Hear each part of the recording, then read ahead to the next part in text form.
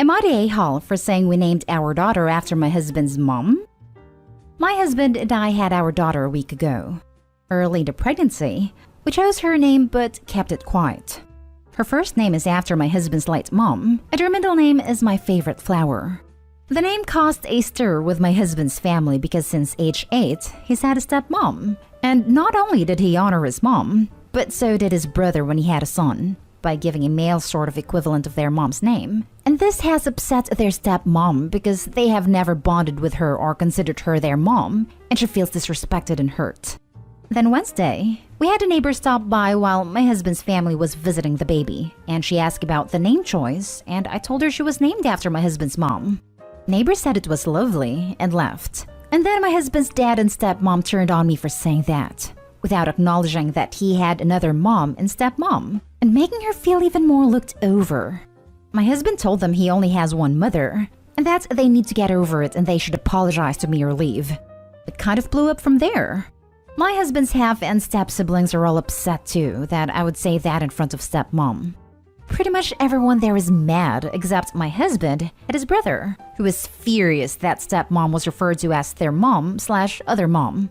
I guess I just feel a little bad because I know my husband and his brother could never find a way to let their stepmom in, and it's hurt her. But I also see how much they love their mom, and they're good people who have happy lives. This has just been a thing for 20 years now, and I wonder if I was insensitive. But I also know that in my husband and brother-in-law's hearts, their mom is their only mom and maternal figure, and I was respecting their feelings on it. I guess I'm just feeling a little, I don't know, uncertain? Am I the a-hole? Now for the top comments. The level of self-absorption required to complain that a child was named after its late grandmother rather than you is freaking staggering. You're absolutely not the a-hole. Your baby's grandfather and step-grandmother really need to get it together though, because they are a-holes. Right? Seems pretty clear why the sons haven't developed a relationship of any depth with stepmom. But what do I know? Not the a-hole considering you were only telling the truth. It's not your fault your husband never bonded with a stepmom. And why would you just straight up lie to your neighbor when asked a harmless question? It's been 20 years. I think she needs to just let it go because obviously things aren't going to change and you can't make someone feel a certain way just because you want it to be that way. That is stepmom wanting stepsons to acknowledge her as mom. Did stepmom think you would name your child after her at all? Because that would be totally messed up. I think she thought we would either forgo an honor name or use all grandmothers, of which she would be included herself, so that she could be honored in some way alongside. I think at the back of it all, she just wants to feel like they have finally started to love her. But like you said, at some point, she might just need to accept it's not happening. Ridiculous. In my opinion, parents have the right to name their kid whoever they want, and everyone else can shut up. Unless someone plans on naming the kid John Doe or something else equally terrible. I'd say if they didn't bond, then why? Was she not the type of mom they wanted? So if she is upset, maybe she should evaluate what she did or didn't do that made the stepkids not bond with her. But after 20 years, I don't think it's going to be repairable. She could start by not being butthurt about the names. I laughed at finally starting to love her because in order for that to happen, she obviously needs to make a behavioral change. They won't just magically love her one day. They didn't want another mom at all. They view their mom was the only person who could ever have that role. And I don't know if at first she and their dad focused too much on being mom/dad number 2 to their respective stepkids. But while her kids were happy my father-in-law wanted to be their dad, my husband and his brother were not happy she wanted to be their mom. Now for the next story. Am I the a-hole for calling the cops on my mother-in-law? My mother-in-law has recently divorced my father-in-law, and she doesn't have a way to survive. All of her kids and their spouses have been giving her money, but she claims it isn't enough. My father-in-law was pretty loaded, so I guess she was permanently used to the rich lifestyle. Recently, my wife invited her over, and while I was preoccupied, she took my ring. This ring was my father's ring, and I cherish this ring a lot. It would be terrible if I lost the ring. I thought I just misplaced it, but I couldn't find it anywhere.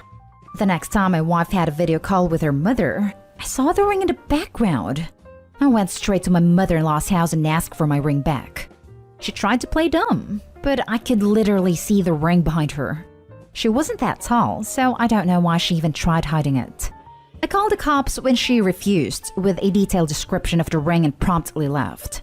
I don't know what the cops did because I wasn't there, but my in-laws aren't too happy.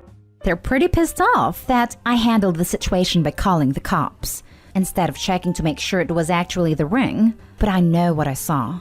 I've had a ring for years, and I know what it looks like. My in-laws are calling me all kinds of names. Am I the a-hole? Not the a-hole. Go full force. No ring equals no money ever. Never allowed in your home again. Never see grandkids if you have any. Tell your wife she gets it back, or maybe you will consider therapy instead of divorce. Not okay. Go scorched earth. Yes, no ring, no nothing. She can't just steal things. Did you get it back? Not the a-hole. I did. Like from the cops or your mother-in-law? Obviously, if she had your ring, you're not the a-hole. And she could have avoided a phone call to the cops by giving it back. She brought it on herself. Not the a-hole. She literally stole from you. Adobe is taking the heat from trying to get their stolen property back. Redunculous. Not the a-hole. Next story is titled, Am I the a-hole for making a deal with my mother-in-law which led to her never meeting my children? I have 3 kids, ranging from 15 to 8, and I have been happily no contact with my mother-in-law for 16 years. When I met mother-in-law, she absolutely hated me. She had been cool with past girlfriends. Everyone swore she was so nice and laid back when I wasn't around, but she despised me. She did everything she could to exclude me, and she was always taking digs. I am not the type to take the line down, and it turned nasty.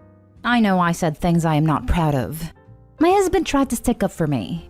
He tried to set boundaries, but mother-in-law would rather be right than happy. He also tried putting her in timeout.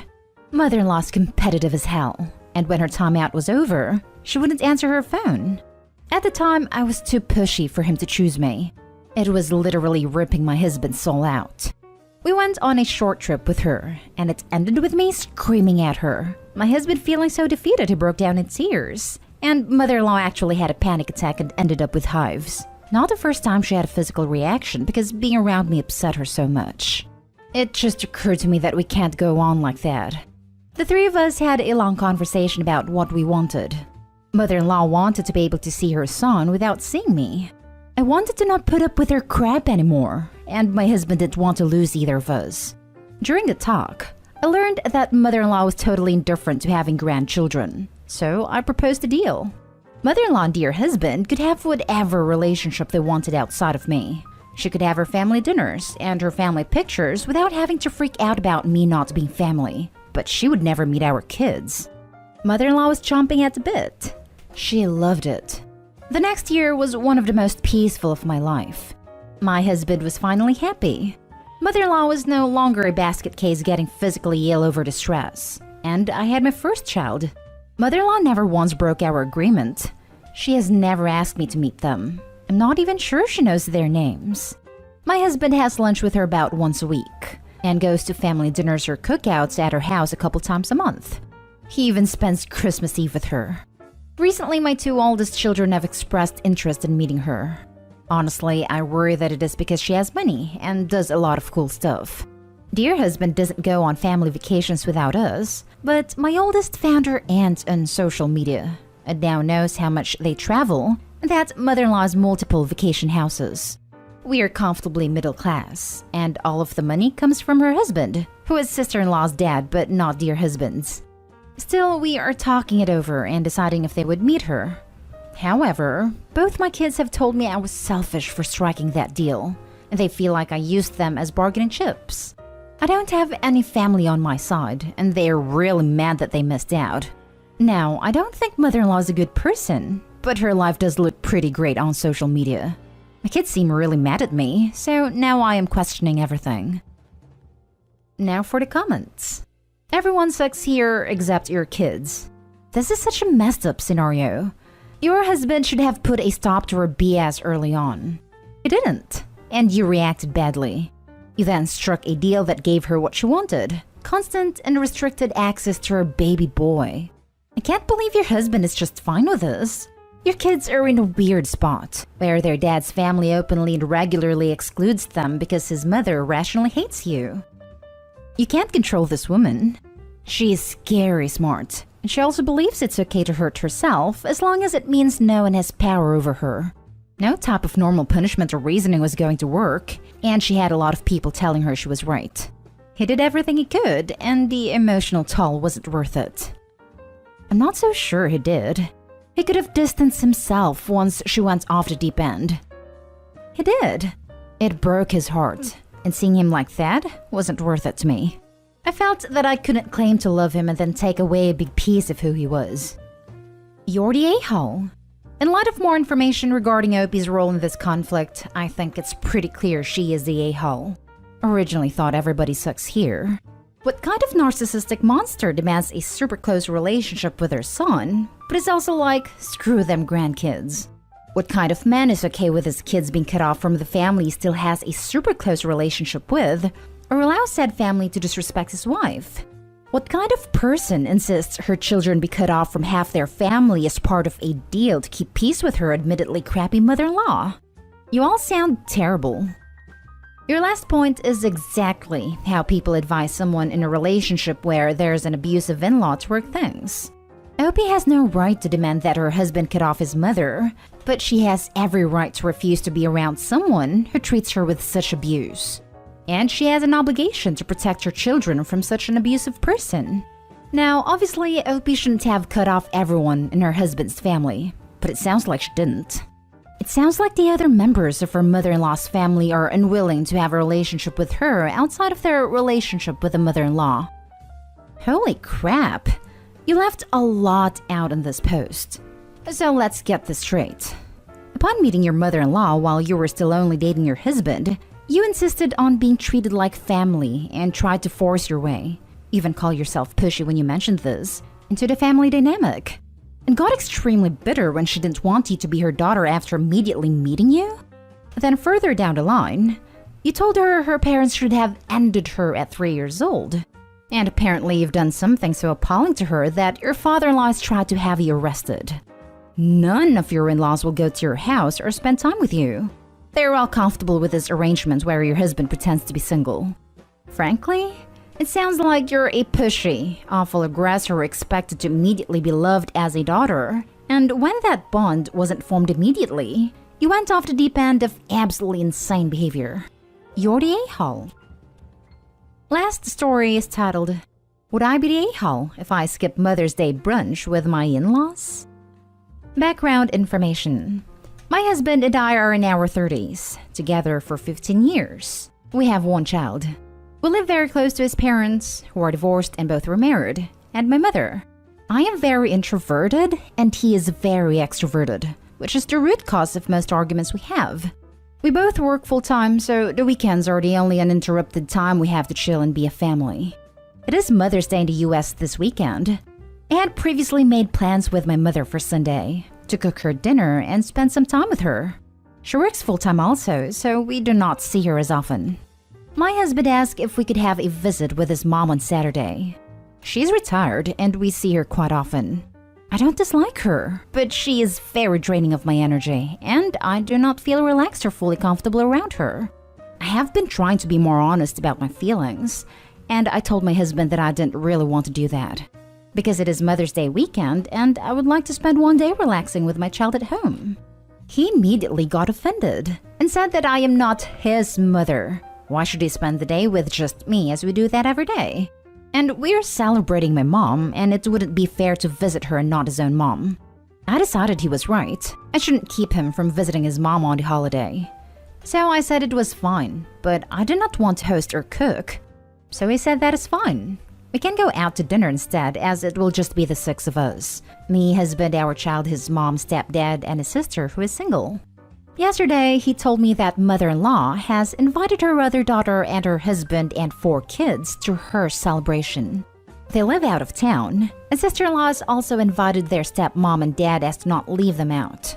So now there are 14 people, and they cannot find an outside restaurant reservation for such a big group. Husband decided to offer up our house as it is the biggest yard. He said he will get carry out so I don't have to cook, but I will still have to clean up after everyone. Also, my mother-in-law always overstays her welcome, which was another reason I didn't want to have it at our house. I think my husband and child will love the party, but I will not. And I am feeling pretty offended that my husband once again steamrolled over my wishes in what is supposed to be my special day too. I'm also a mother, and let his mom call all the shots. There's not much I can do at this point except to remove myself from the situation. I thought about just going out by myself and grabbing coffee, getting a massage, etc. to try and prioritize myself, which I'm not good at doing but trying to get better. But I'm afraid this will hurt feelings and cause a fight with my husband. Would I be the a-hole if I did this? Not the a-hole. If your mother-in-law is so fond of big family gatherings, she needs to get a house big enough to host them herself. And if your husband is so fond of his mother that he prioritizes her wishes above those of his wife, then maybe he should move back in with her. I'm less of an introvert and more vengeful than you. If it were me, I'd attend a party and enjoy the takeout, but leave for the massage or other me time just as it's ending to ensure husband bears all of the cleanup duty as well. If you skip out on it entirely, you're not there to defend yourself. And I can almost guarantee the reason your husband gives everyone for your absence will not be "it's my fault." I broke a promise to her that we wouldn't burden her with a big event on Mother's Day. Oh, this idea is chef's kiss perfect. Maybe also tell everyone how sweet your husband is, since he is going to take care of everything since it's Mother's Day, so you can just relax. Not a-hole, but husband is, definitely. At least in this situation. For Father's Day, you should just skip it and tell him you're not my dad. Or invite 30 people over, get takeout and leave the mess for him to clean up later. I'm kidding. That won't solve anything. But that would be so tempting if it were me. Not a-hole. You made a compromise and he completely broke that. Also, it's Mother's Day. Why should you have to clean up after everyone? Tell him that as he invited everyone over, cleaning up is his responsibility. I will definitely have him clean up. That's a good suggestion.